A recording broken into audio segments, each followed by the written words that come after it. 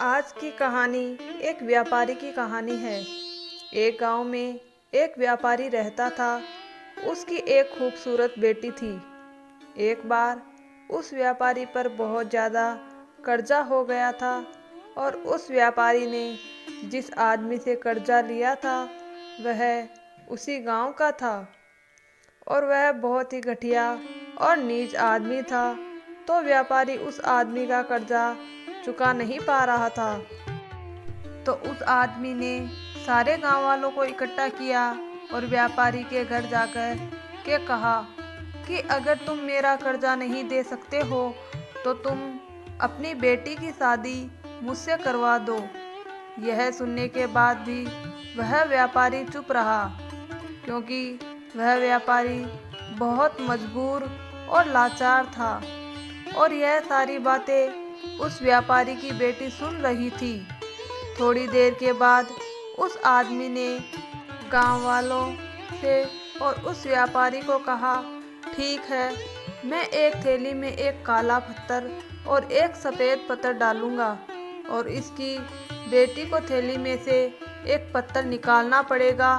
अगर सफ़ेद पत्थर निकला तो मैं कर्जा भी माफ़ कर दूंगा और इसकी बेटी से शादी नहीं करूंगा, लेकिन अगर इसमें काला पत्थर निकलता है तो मैं कर्जा तो माफ़ कर दूंगा पर इसकी बेटी से मेरी शादी करवानी पड़ेगी।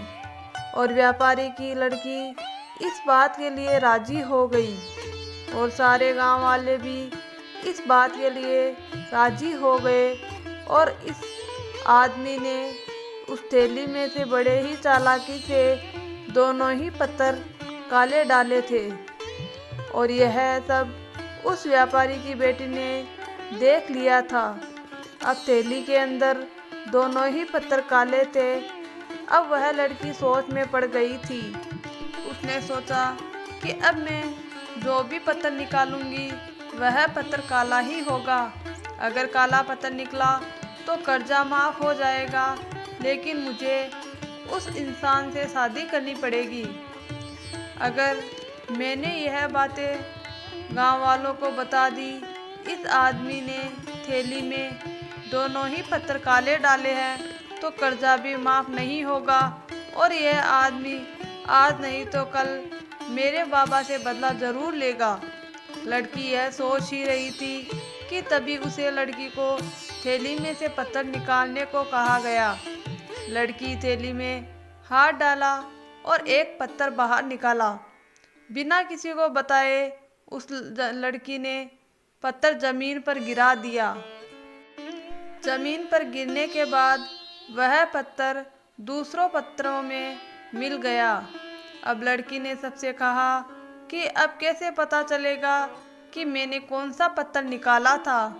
मैंने जो पत्थर निकाला था वह सफ़ेद था या काला। गांव वालों ने कहा कि थैली के अंदर दूसरा पत्थर है, उसे देखो।